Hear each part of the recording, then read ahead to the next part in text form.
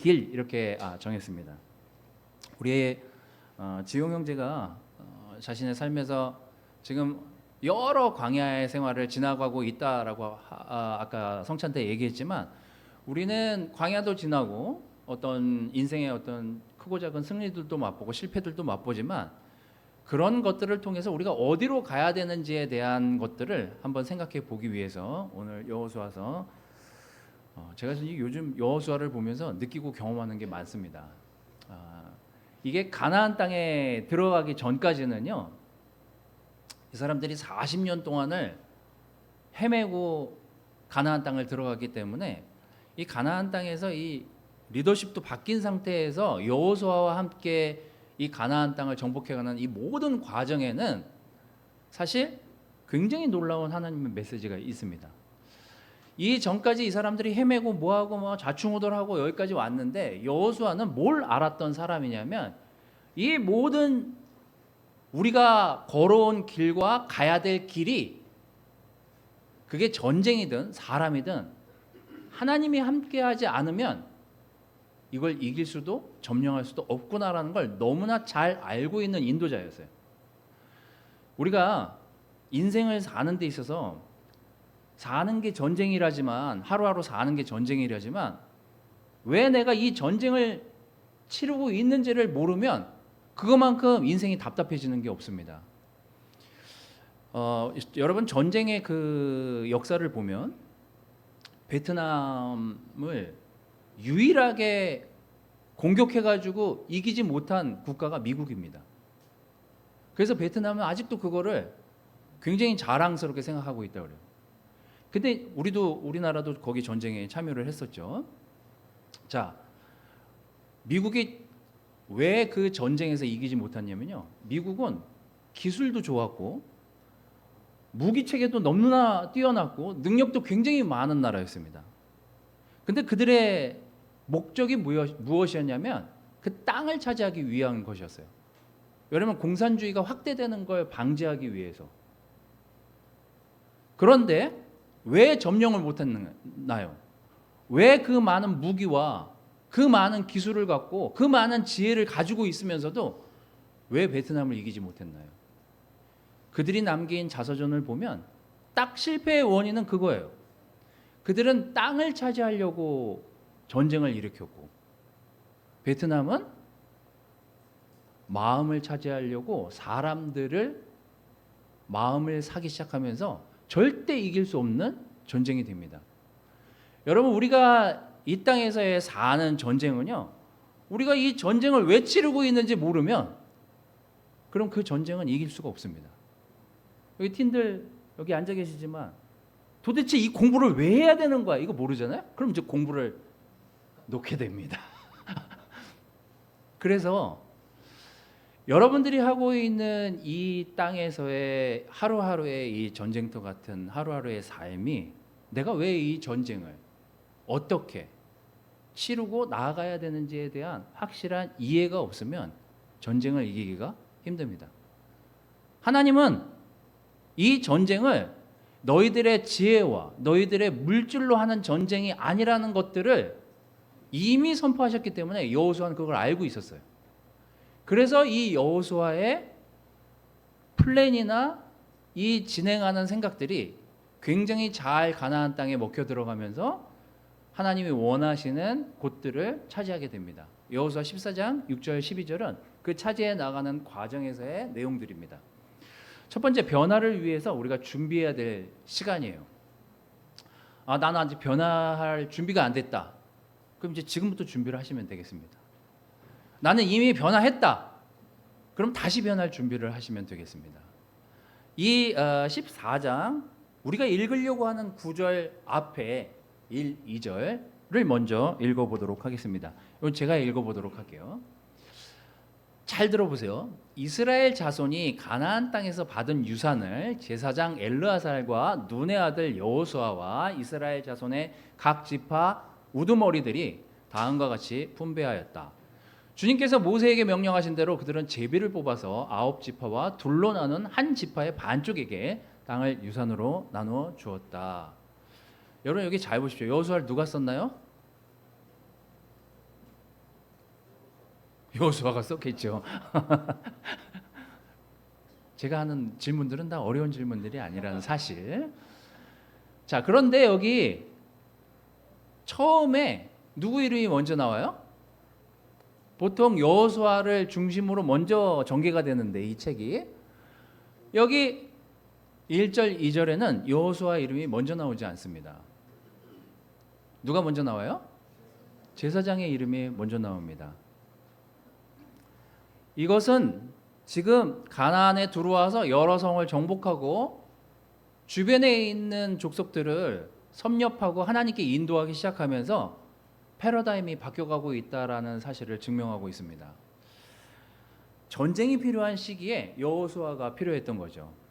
이제 전쟁이 어느 정도 끝나갔기 때문에 정착하고 훈련시켜야 될 시기가 도래했다라고 여호수아는 판단을 했습니다.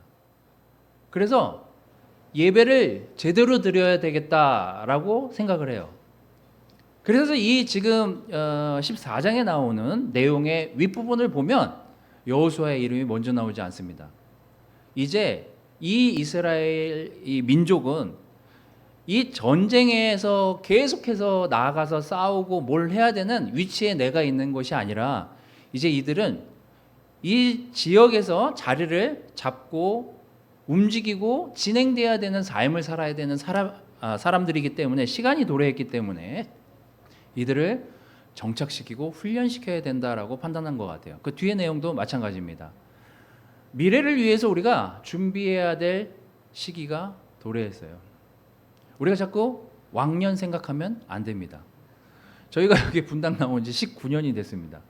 제가 어제 KTT 미팅에서도 레슨을 했는데요. 하면서 제가 여기 19년이 있었다니까 탄성을 지르시는 분이 있으시더라고요. 그게 이제 탄식인지 탄성인지는 잘 모르겠지만 여러분이 젊었을 때 제가 맨날 지금 인서 형님이 50대에 오셨다고 하셨으니까 인서 형님 맨날 절 볼 때마다 참 그때는 젊었는데 그건 지금 뭐예요? 나이가 엄청 들었다는 얘기죠. 엄청 들어 보이고.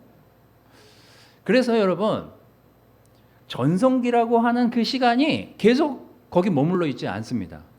분당교회가 어떤 전성기가 있었겠지만 어떤 전성기가 지나갈 때는 그게 제가 해야 될 일이 아닐 수도 있습니다. 여러분 목사가 다 잘해요? 제가 다 잘하던가요? 네, 아닙니다. 어떤 거는 탤런트가 좀 있다고 저도 생각은 해요. 저에 대해서. 그걸 부정하진 않지만 하지만 다 잘하진 않아요. 교회가 그렇습니다. 교회가 무슨 프로페셔널한 누가 필요한 게 아니에요. 교회가 항상 문제가 있고 항상 일들이 일어납니다. 하지만 그때마다 누군가 그 교회를 인도하고 또 어떤 부분에서 빠진 부분을 책임져야 될 사람이 그때 출연하게 돼 있어요. 그게 교회예요.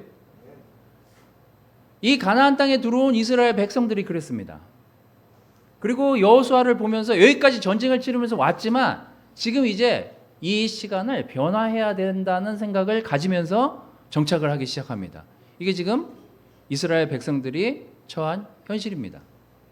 자, 그러면서 6절, 7절부터 뒤에 뒷부분까지 또 읽어보도록 하겠습니다.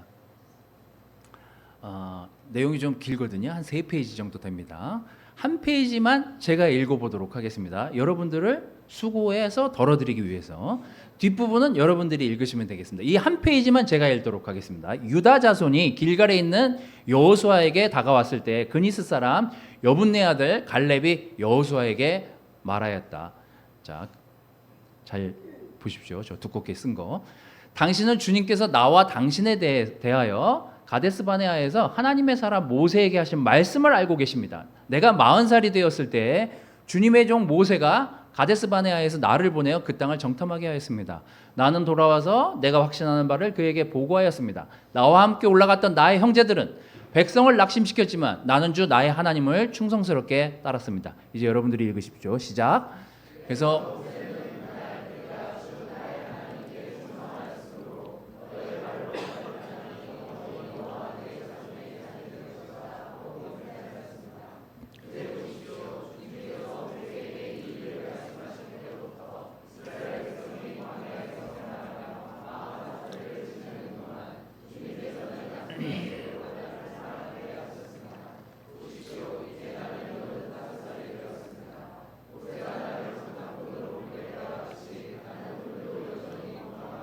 그때와 마찬가지로 지금도 힘이 넘쳐서 전쟁하러 나가는 데나 출입하는 데에 아무런 불편이 없습니다.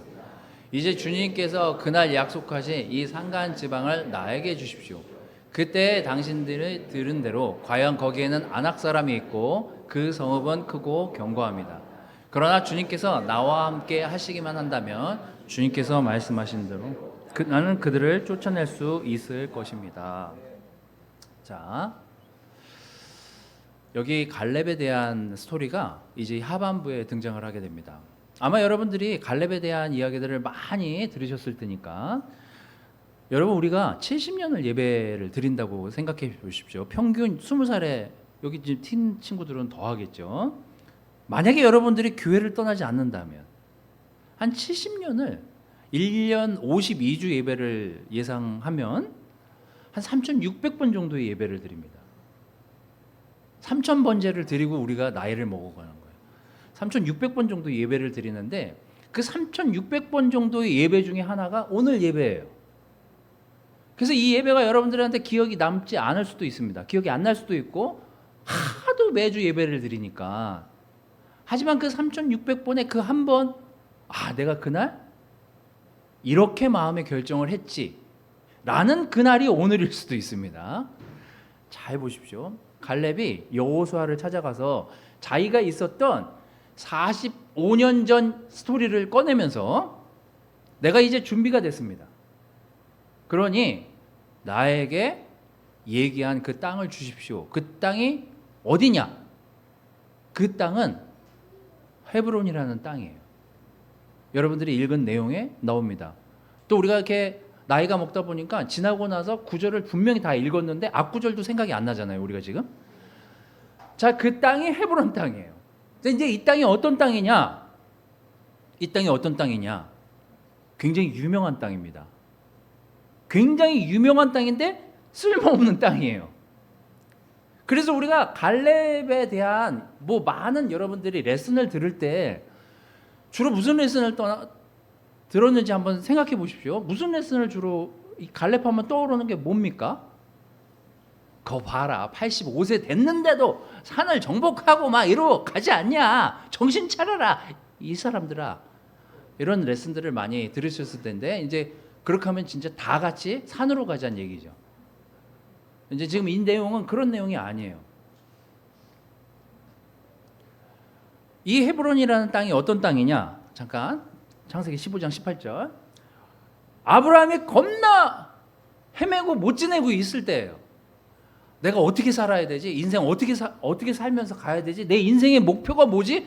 내가 왜 이 땅을 떠나서 이렇게 하나님 말씀을 따라서 이렇게 살아야 되지? 막 이런 고민을 하고 있을 때 하나님이 아브라함한테 나타나요. 그러면서 저 별을 봐라. 내가 네 민족을 저렇게 만들어 주겠다. 막 이런 얘기를 합니다. 근데 아브라함이 믿었을까요? 안 믿었을까요? 그렇습니다, 하나님.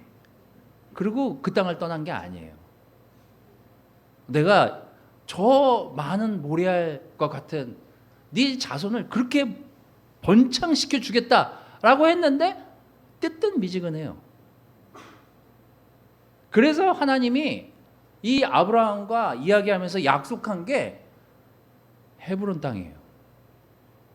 그래서 처음 차지하게 된 땅이 이 아브라함 지파가 또 그 이삭과 야곱을 통해서 전달받은 땅이 그냥 평평한 분당의 이런 요지 이런 땅이 아니라 산지가 있는 아무짝에 쓸모도 없는데 그런 헤브론 땅이에요.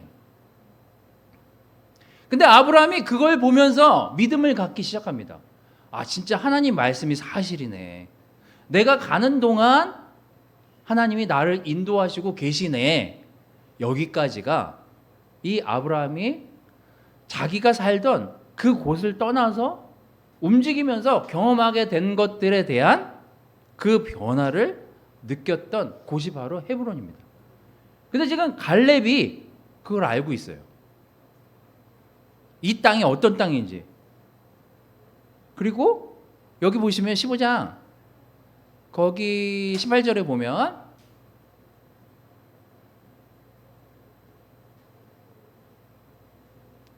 제가 지금 멈춰 있는 게 아니에요. 자, 여기 구절 찾느라 그래요. 자, 갈렙이 아까 어디 사람이라 그랬어요?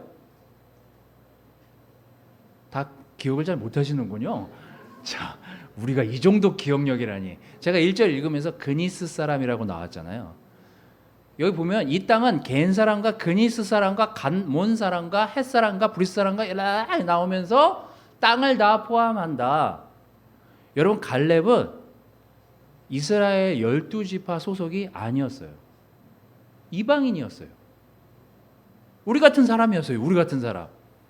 이 당시에 우리 같은 사람이 이스라엘 지파의 땅을 분배받기라는 건 그건 있을 수 없는 일이에요. 근데 하나님이 이 비전을 줬을 때 아브라함도 그 비전을 믿으면서 거길 갔지만 갈렙 또한 그니스 자기 유다 12지파 소속도 아닌데 나중에 유다 지파에 편입이 돼요. 이름이 뭐냐면 갈렙 이름이 사자의 갈기 뭐 이런 뜻이에요. 근데 유다 지파의 그 이름이 그 뜻 중에 사자의 갈기라는 뜻이 있어요. 그래서 편입이 돼요. 나중에 갈렙이.